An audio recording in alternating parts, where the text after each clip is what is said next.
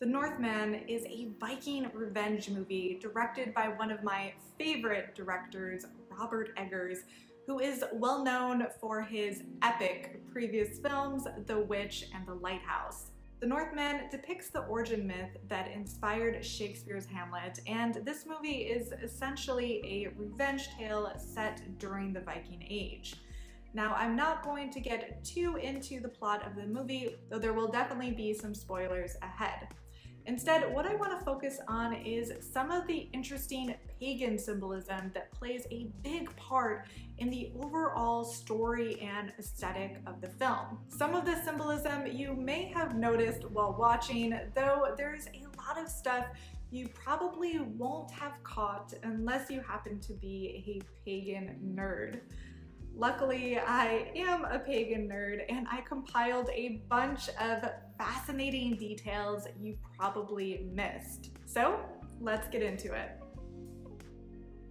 Let's start with the animal symbolism in the movie. Now, animals play an integral role in all of Eggers' films, with the demonic goat in The Witch and the seagulls in The Lighthouse, which symbolize the ghosts of sailors past.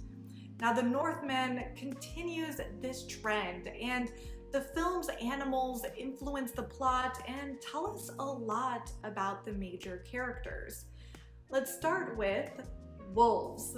Early in the movie, the boy Amleth and his father participate in a ritual with William Dafoe's character, Heimer the Fool. The purpose of this ritual is to initiate Amleth into manhood. Early in the ritual, they drink from a bowl like dogs. In this drink, there is a hallucinogenic substance that causes them to have visions. In case you were wondering, this hallucinogenic substance they drink is meant to be henbane, which we know historically was used in Viking Age rituals. And after drinking this liquid, they imitate wolves by howling, growling, and moving on all fours. This is the moment where Amleth gets his main spirit animal, which is, of course, the wolf. And we see wolf-like actions later in the film where Amleth embodies a wolf's thirst for blood, like during the raid when he bites a man's throat and then howls like a wolf. And this raid occurs when he becomes part of a group of berserkers. In Old Norse texts, berserkers were some of the most feared warriors around. This is in part due to their tendency to consume psychoactive drugs before battle and fight in a kind of trance-like state. Historically, the berserkers have been recorded as fighting while howling and foaming at the mouth.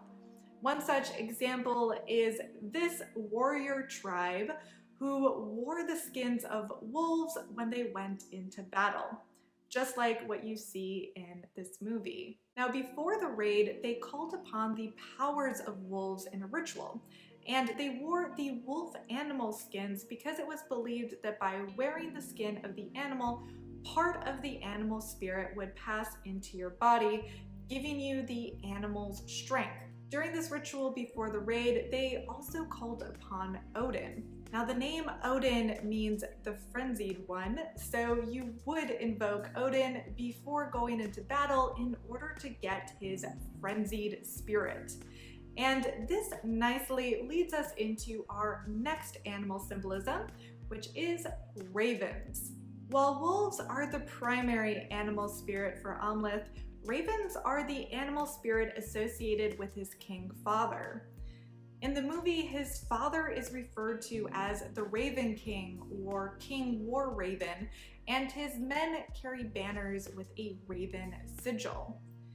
In Norse mythology, ravens are most commonly associated with Odin. After Odin sacrificed his eye for wisdom, he relied on his two ravens, Hunin and Munin, aka Thought and Memory, who would travel in Midgard and would return each evening to Odin to report what they had seen. Beyond their association with Odin, ravens are considered to be one of the most intelligent animals on Earth and as totem animals, they symbolize both prophecy and giving a helping hand. So when they appear to Amleth in the Northman, they both remind him of his fate to avenge his father, and the ravens aid him in this mission, like when they cut the rope that is tying him up. And it's not the first time that ravens have been used in one of Eggers' films. In The Witch, you also see ravens, but in that movie, the raven symbolism is a bit different. Since The Witch is based in America during the late Middle Ages, ravens were not thought of as, some type of intelligent animal. Instead, they were typically associated with Satan, witchcraft, and death. As a side note, bird symbolism must be a favorite of Eggers because birds also appear prominently in The Lighthouse, where the seagulls represent the souls of sailors lost at sea, and as such, killing one brings the main character some very bad luck. The last important animal in the Northman that I wanted to discuss is foxes. In Norse cosmology, foxes typically symbolize intelligence, protection, and good fortune. You see this in the movie when a fox aids Amleth when he is posing as a slave and is starting his scheme to get revenge. Interestingly, foxes also appeared prominently in another fairly recent pagan-inspired film, The Green Knight. Though in The Green Knight, the fox represented how Gawain needed to be clever and quick to get through each of the challenges on his quest. These challenges being not tests of strength, but instead tests of mind. The Norse world tree features prominently in the Northman. The Norse believed that the cosmos was held together by Yggdrasil, a great ash tree that connected the realms. Many Norse scholars today think that the Norse perhaps viewed the Milky Way itself as the world tree, though in the movie, the world tree is portrayed more like a physical body, where the branches are the arteries and the veins represent the bloodline of the kings. This fusion of the kingly bloodline and the world tree is seen throughout the movie. It's only when Amleth has the vision of his future twin children on the world tree that he has the faith to complete his revenge destiny. A Vitki is a male sorcerer in Norse society.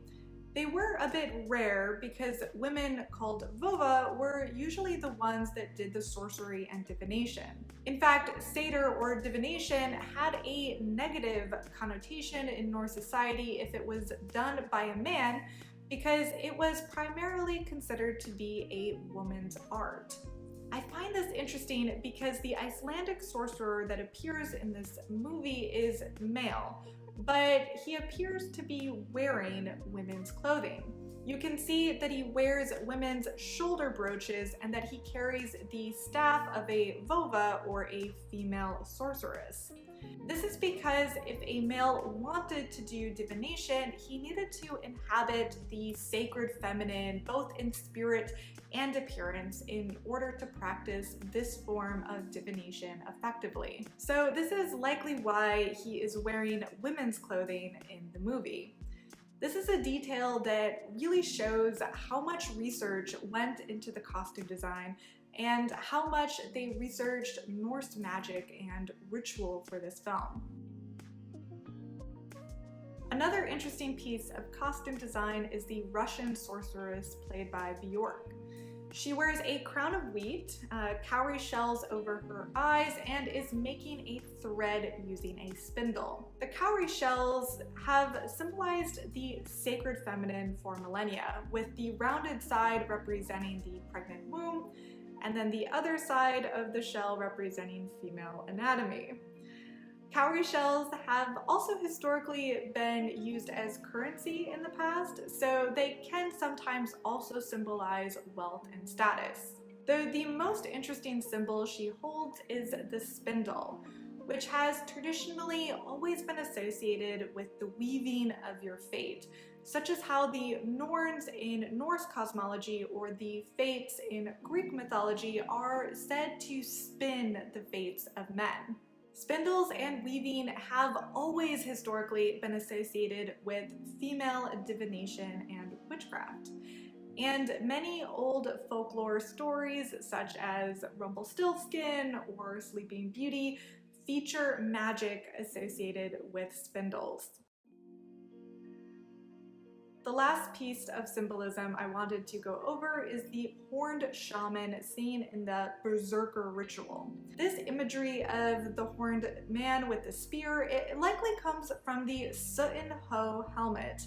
This motif is seen in various Viking Age and Anglo-Saxon art, and it usually depicts a man holding spears and doing a ritual dance. The horns are likely not actual horns, but instead two stylized birds, which probably suggests a connection to Odin.